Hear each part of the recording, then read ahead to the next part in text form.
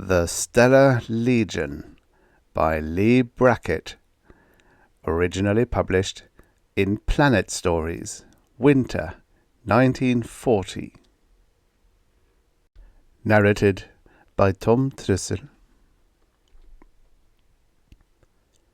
Silence was on the barracks like a lid clamped over tight-coiled springs. Men in rumpled uniforms, outlanders of the Stellar Legion, space rats, the scrapings of the solar system, sweated in the sullen heat of the Venusian swamplands before the rains, sweated and listened. The metal door clanged open to admit Len, the young Venusian commandant, and every man jerked tautly to his feet. Ian McLean, the white-haired, space-burned earthman, alone and hungrily poised for action. Thekla, the swart Martian low-canaler, grinning like a weasel beside Bark, the hulking strangler from Titan. Every quick, nervous glance was riveted on Len. The young officer stood silent in the open door, tugging at his fair moustache. To McKeon, watching, he was a trim, clean incongruity in this brutal wilderness of savagery and iron men. Behind him, the eternal mists writhed in a thin curtain over the swamp, stretching for miles beyond the soggy earthworks. Through it came the sound every ear had listened to for days, a low, monotonous piping that seemed to ring from the ends of the earth. The Nahali, the 6-foot, scarlet-eyed swamp-dwellers, whose touch was weapon enough, praying to their gods for rain. When it came, the hot torrential downpour of southern Venus, the Nahali would burst in a scaly tide over the fort. Only a moat of charged water and 4 electro-cannons stood between the Legion and the Horde. If those things failed, it meant 200 lives burned out, the circle of protective forts broken, the fertile uplands plundered and laid waste. McKeon looked at Len's clean, university-bred young face and wondered cynically if he was strong enough to do his job. Len spoke, so abruptly that the men started. "I'm calling for volunteers. A reconnaissance in Nahali territory. You know well enough what that means. 3 men. Well?" Ian McKeon stepped forward, followed instantly by the Martian Thekla. Bark the Titan hesitated, his queerly bright blank eyes darting from Thekla to Len and back to McKeon. Then he stepped up, his hairy face twisted in a sly grin. Len eyed them, his mouth hard with distaste under his fair moustache. Then he nodded and said, "Report in an hour. Light equipment." Turning to go, he added almost as an afterthought, "Report to my quarters, McKeon. Immediately." McKeon's bony Celtic face tightened and his blue eyes narrowed with wary distrust. But he followed Len, his gaunt, powerful body as ramrod straight as the Venusian's own, and no eye that watched him go held any friendship. Thekla laughed silently, like a cat with his pointed white teeth. "Two of a kind," he whispered. "I hope they choke each other." Bark grunted, flexing his mighty 6-fingered hands. In his quarters, Len, his pink face flushed, strode up and down while McKeon waited dourly. It was plain enough what was coming. McKeon felt the old bitter defensive anger rising in him. "Look," he told himself inwardly, "books, good cigars, a girl's picture on the table. You had all that once, you damned fool. Why couldn't you?" Len stopped abruptly in front of him, grey eyes steady. "I'm new here, McKeon," he said, "but we've been Legion men for 5 generations, and I know the law. No man is to be questioned about his past. I'm going to break the law. Why are you here, McKeon?" McKeon's white head was gaunt and stubborn as tantalum rock, and he kept silent. "I'm trying to help," Len went on. "You've been an officer. Every man in the barracks knows that. If you're here for any reason but failure in duty, you can be an officer again. I'll relieve you of special duty. You can start working for the examinations. No need to waste you in the ranks. Well?" McKeon's eyes were hidden, but his voice was harsh. "What's behind this, Len? What the hell is it to you?" The Venusian's level gaze wavered. For a moment the boy looked through the man, and McKeon felt a quick stab in his heart. Then all that was gone, and Len said curtly, "If you find the barracks congenial, stay there, by all means. Dismissed."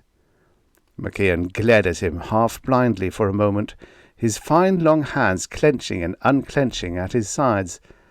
Then he about-faced with vicious smartness and went out. Nearly an hour later he stood with the Martian Thekla on the earthworks, waiting. The monotonous pipes prayed on in the swamp. McKeon, looking up at the heavy sky, prayed just as hard that it would not rain. Not just yet.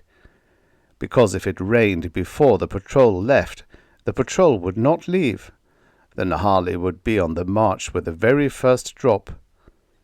And my chance would be gone, he whispered to himself. Thekla's bright black eyes studied him, as they always did, an insolent, mocking scrutiny that angered the Scot. "Well," he said dryly, "the perfect soldier, the gallant volunteer. For love of Venus, Thekla, or love of the Legion?" "Perhaps," said Thekla softly, "for the same reason you did, Earthman, and perhaps not." His face, the swart-hard face of a low canal outlaw, was turned abruptly toward the mist-wrapped swamp. "Love of Venus," he snarled. "Who could love this lousy sweatbox? Not even Len, if he had the brains of a flea." "Mars is better, eh?" McKeon had a sudden inspiration. "Cool, dry air, and little dark women, and the wine shops on the Jakara Low Canal. You'd like to be back there, wouldn't you?" To himself he thought in savage pleasure, "I'll pay you out, you little scum.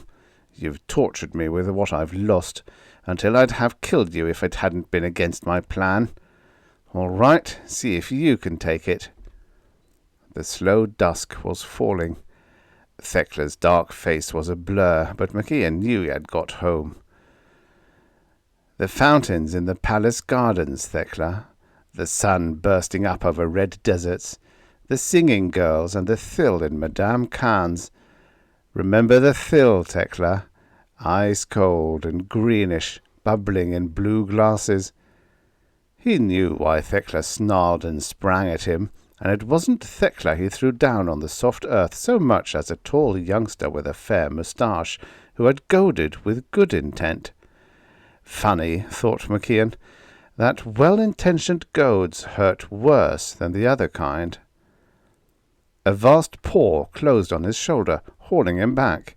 Another, he saw, yanked Thekla upright, and Bark the Titan's hairy travesty of a face peered down at them. "Listen," he grunted in his oddly articulated Esperanto. "I know what's up. I got ears, and village houses got thin walls. I heard the Nahali girl talking. I don't know which one of you has the treasure, but I want it. If I don't get it—" His fingers slid higher on McKeon's shoulder, gripped his throat. 6 fingers, like iron clamps. McKeon heard Thekla choking and cursing. He managed to gasp, "You're in the wrong place, Bark. We're men. I thought you only strangled women." The grip slackened a trifle. "Men too," said Bark slowly. "That's why I had to run away from Titan. That's why I've had to run away from everywhere. Men or women. Anyone who laughs at me." McKeon looked at the blank-eyed, revolting face. and wondered that anyone could laugh at it, pity it, shut it harmlessly away, but not laugh. Bach's fingers fell away abruptly. "They laugh at me," he repeated miserably, "and run away. I know I'm ugly, but I want friends and a wife like anyone else, especially a wife. But they laugh at me, the women do, when I ask them, and—" He was shaking suddenly with rage, and his face was a beast's face, blind and brutal. "And I kill them. I kill the damn little vixens that laugh at me." He stared stupidly at his great hands. "Then I have to run away. Always running away, alone." The bright, empty eyes met McKeon's with deadly purpose.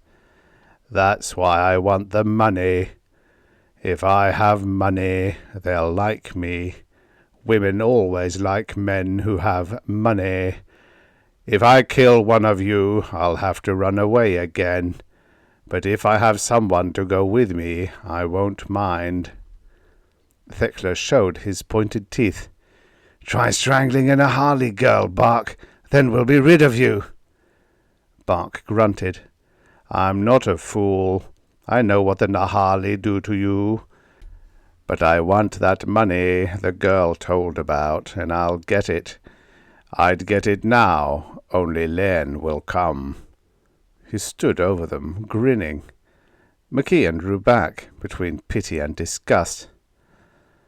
"The Legion is certainly the system's garbage dump," he muttered in Martian, loud enough for Thekla to hear, and smiled at the low Canalla's stifled taunt. Stifled because Len was coming up, his heavy water boots thudding on the soggy ground. Without a word, the three fell in behind the officer, whose face had taken on an unfamiliar stony grimness. McKeon wondered whether it was anger at him, or fear of what they might get in the swamp. Then he shrugged. The young cub would have to follow his own trail, wherever it led. And McKeon took a stern comfort from this thought. His own feet were irrevocably directed. There was no doubt, no turning back. He'd never have again to go through what Len was going through. All he had to do was wait.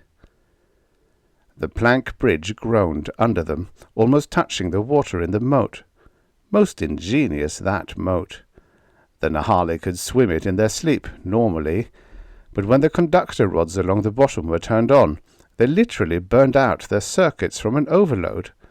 The swamp rats packed a bigger potential than any earthly electric eel. Ian McKeon, looking at the lights of the squalid village that lay below the fort, reflected that the Nahali had at least one definitely human trait.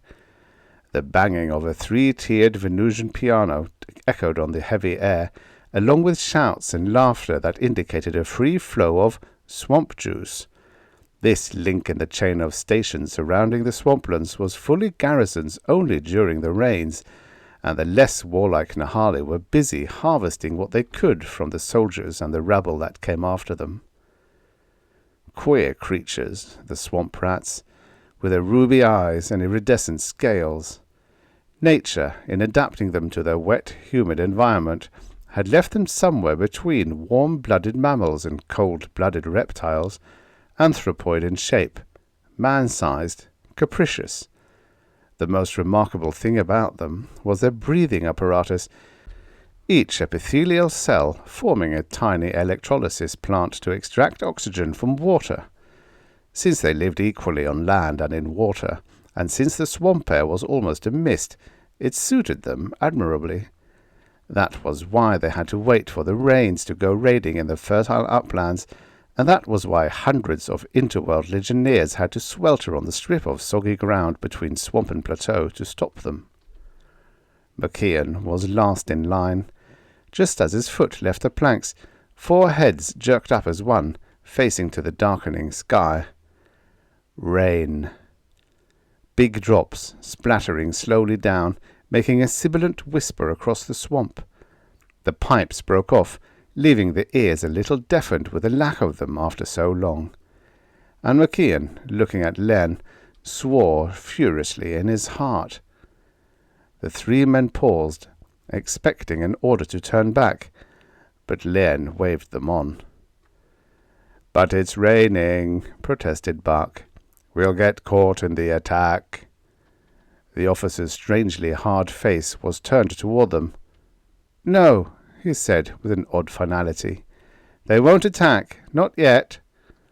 They went on toward the swamp that was worse in silence than it had been with the praying pipes, and MacIan, looking ahead at the oddly assorted men ploughing grimly through the mud, caught a sudden glimpse of something dark and hidden, something beyond the simple threat of death that hung always over a reconnoitering patrol. The swamp folded them in. It is never truly dark on Venus, owing to the thick, diffusing atmosphere. There was enough light to show branching, muddy trails, great still pools choked with weeds, the spreading leha trees with their huge pollen pods, everything dripping with a slow rain. MacIan could hear the thudding of that rain for miles around on the silent air, the sullen forerunner of the deluge. Fort and village were lost in sodden twilight.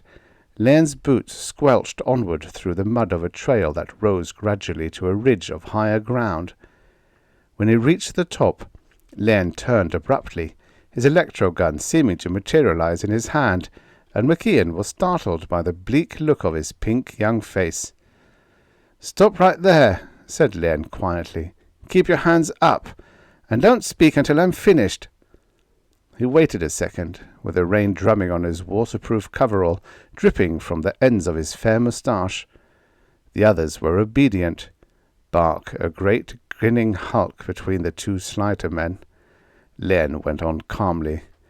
"Someone has sold us out to the Nahali. That's how I know they won't attack until they get the help they're waiting for.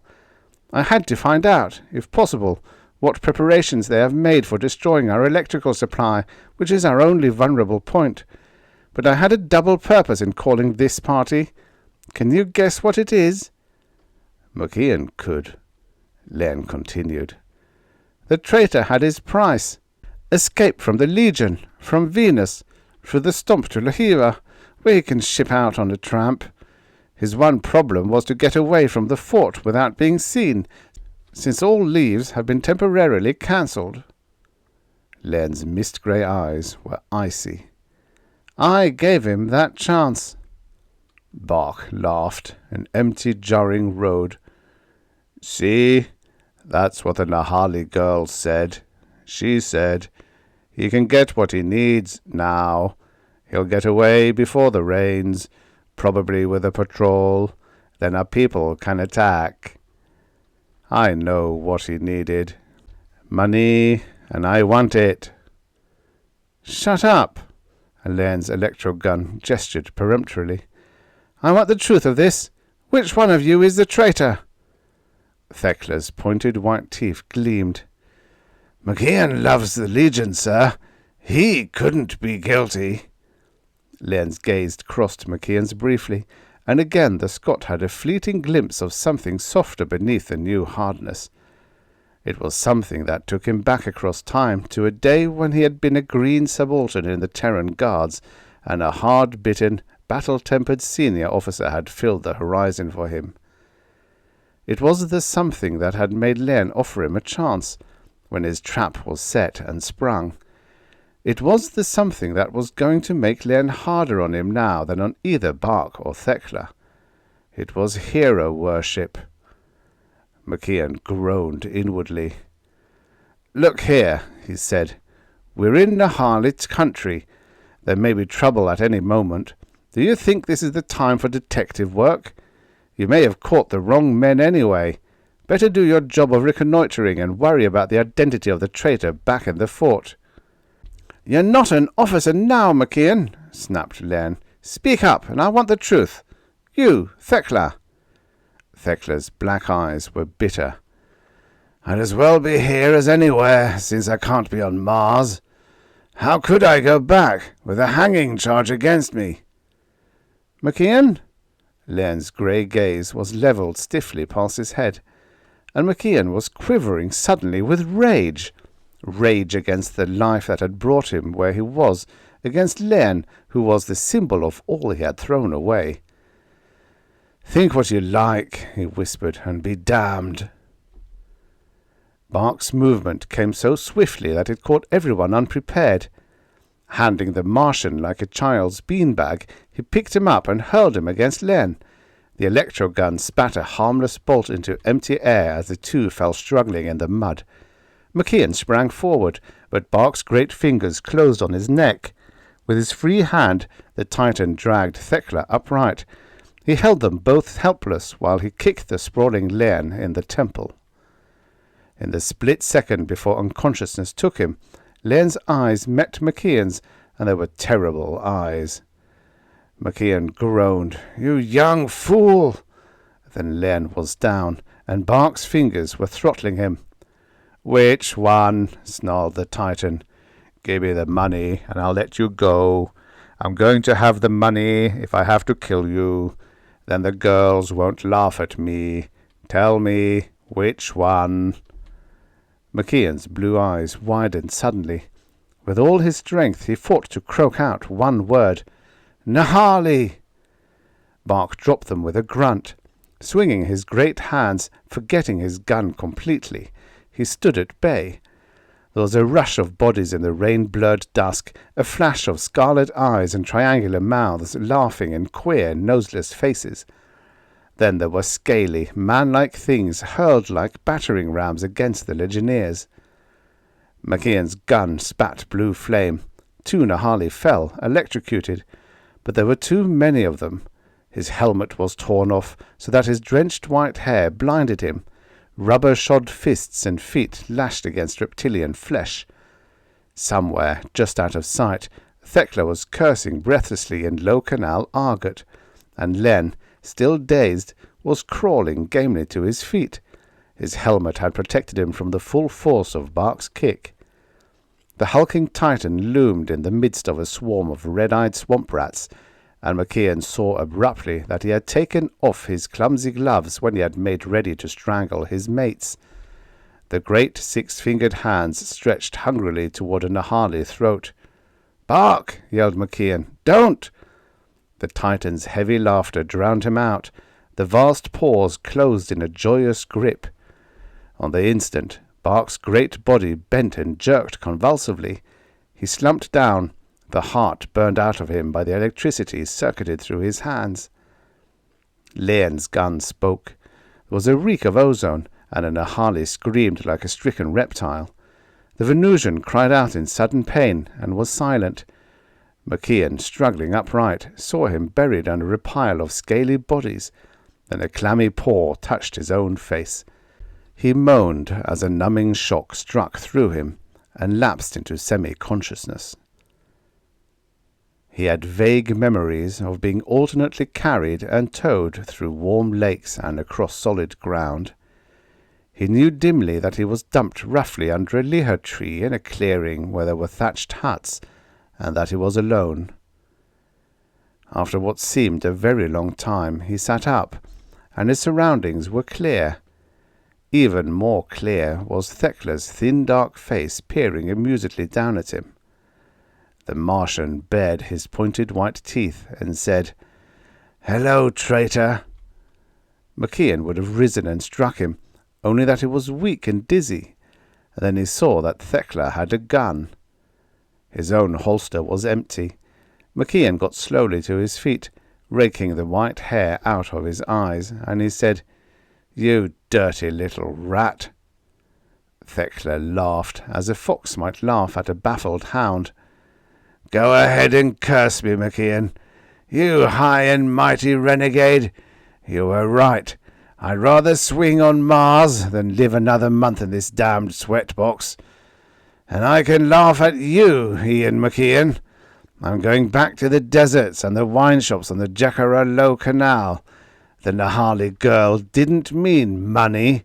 She meant plastic surgery, to give me another face.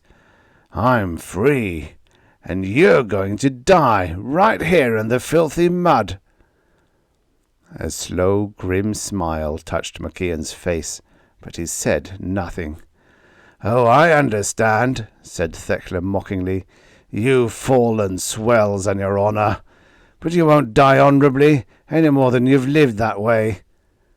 MacIan's eyes were contemptuous and untroubled. The pointed teeth gleamed. "You don't understand, MacIan.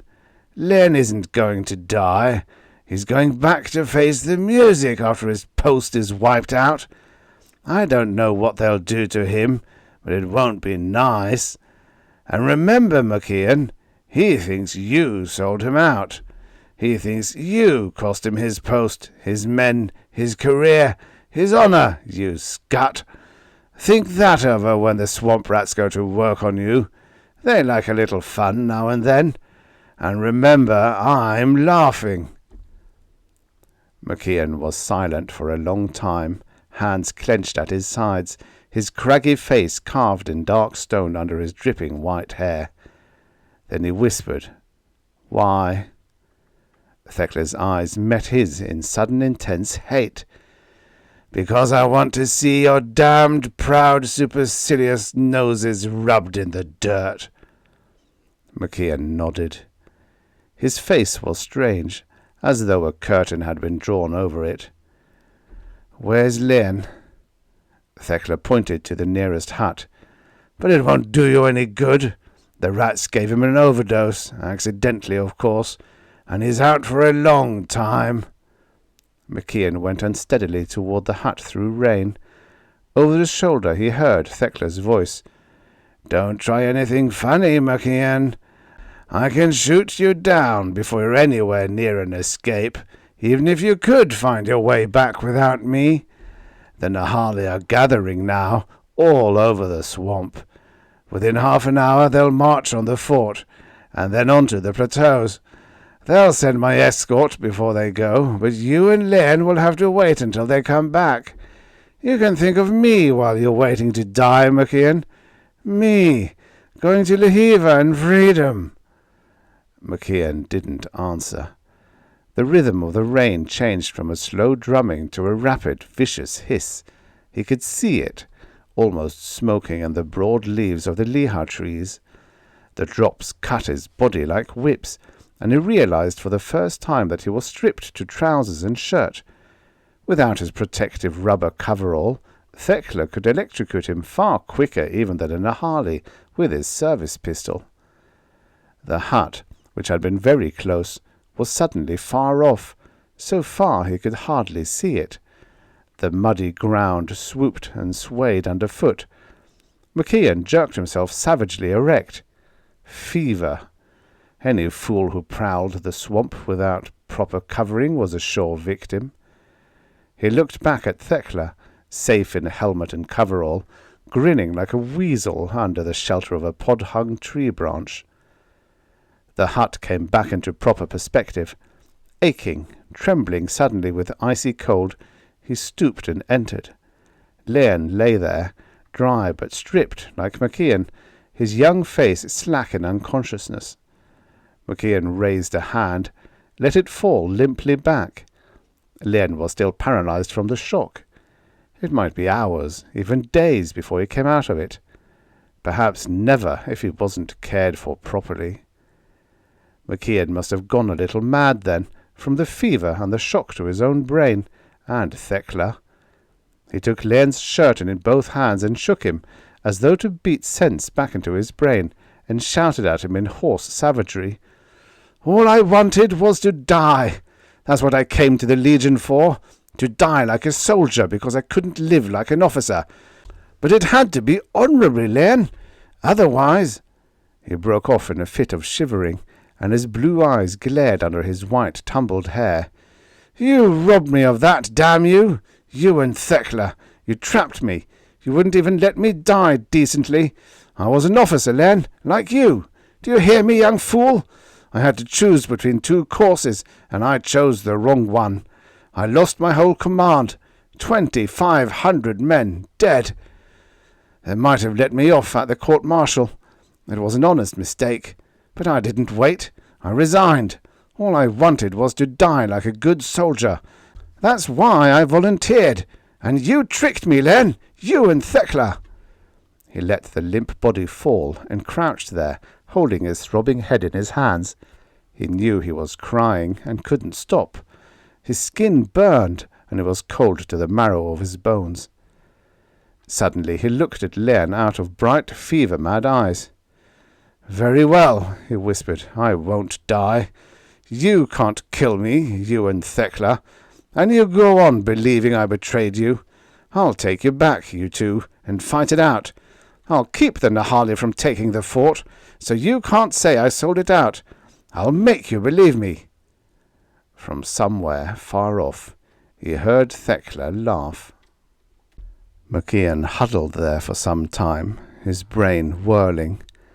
Through the rain beat and the fever mist in his head, and the alternate burning and freezing that racked his body, certain truths shot at him like stones from a sling. Thekla had a gun that shot a stream of electricity, a gun designed for Nahali, whose nervous systems were built to carry a certain load and no more, like any set of wires.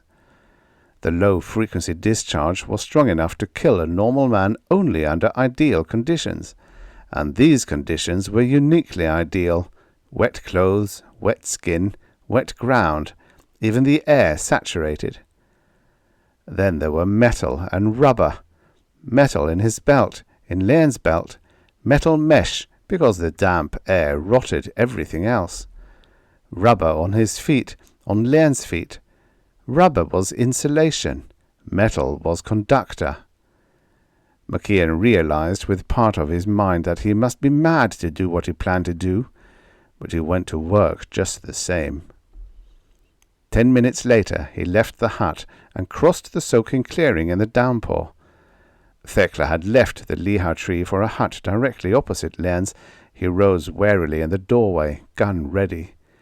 His sly black eyes took in McKeon's wild blue gaze, the fever spots burning on his lean cheekbones, and he smiled. "Get on back to the hut," he said. "Be a pity if you die before the Nahali have a chance to try electrotherapy." McKeon didn't pause. His right arm was hidden behind his back. Thekla's jaw tightened. "Get back, or I'll kill you!" McKeon's boots sucked in the mud. The beating rain streamed from his white hair over his craggy face and gaunt shoulders, and he didn't hesitate. Thekla's pointed teeth gleamed in a sudden snarl. His thumb snapped the trigger. A bolt of blue flame hissed toward the striding Scot. McKeon's right hand shot out in the instant the gun spoke.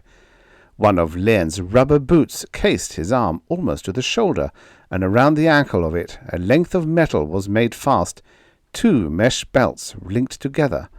The spitting blue fire was gathered to the metal circle, shot down the coupled lengths, and died in the ground. The pistol sputtered out as a coil fused. Thekla cursed and flung it at McKeon's head. The Scot dodged it and broke into a run, dropping Len's boot that his hands might be free to grapple. Thekla fought like a low-canal rat, but McKeon was bigger and beyond himself with the first madness of fever. He beat the little Martian down and bound him with his own belt, and then went looking for his clothes and gun. He found them, with Len's, in the hut next door. His belt pouch yielded quinine. He gulped a large dose and felt better. After he had dressed, he went and wrestled Len into his coverall and helmet and dragged him out beside Thekla, who was groaning back to consciousness in the mud.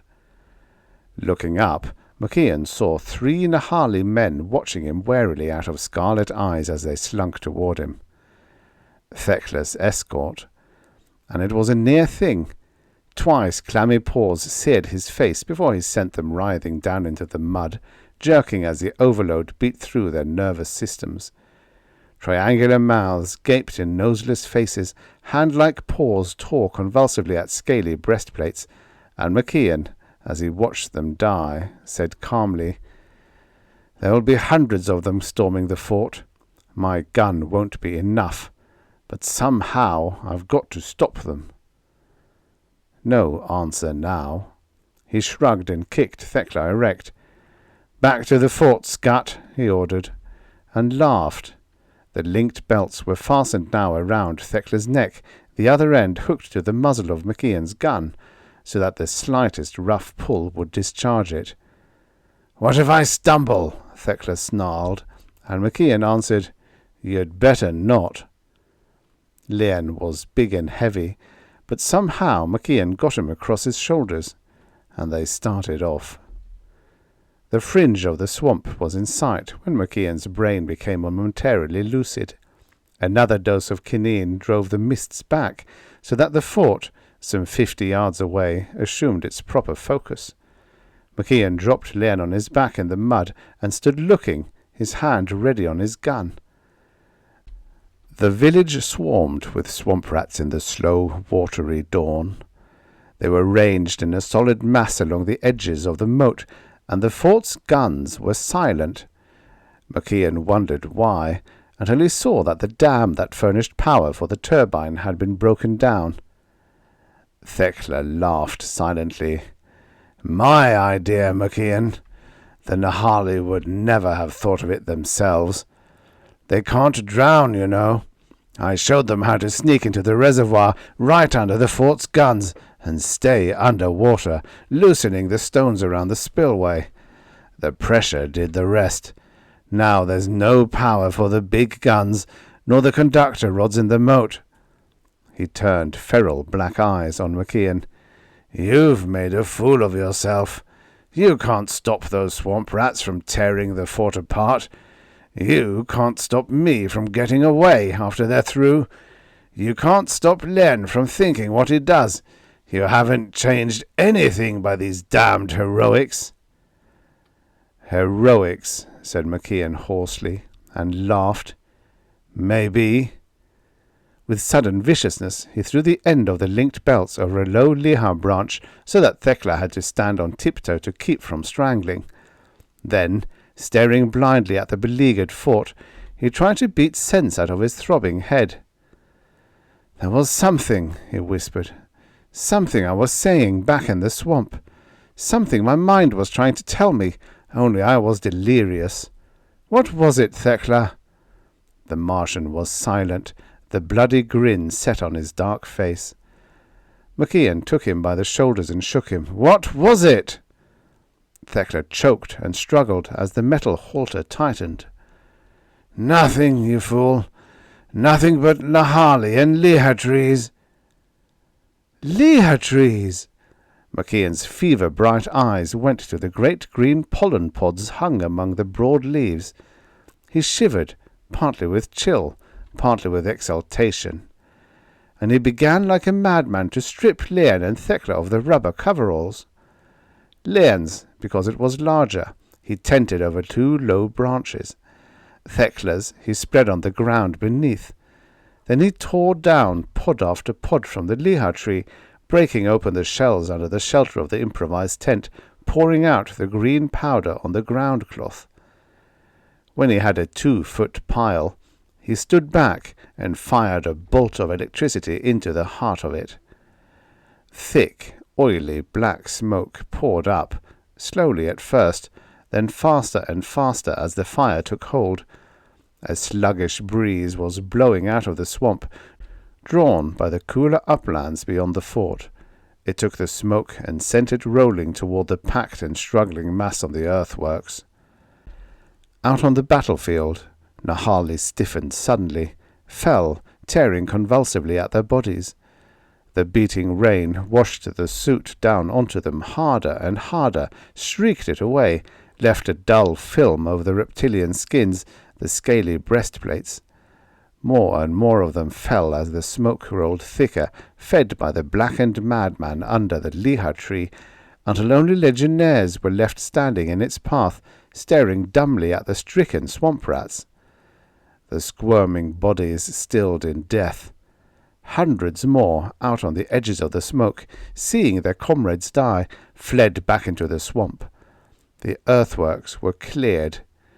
Ian MacIan gave one wild shout that carried clear to the fort.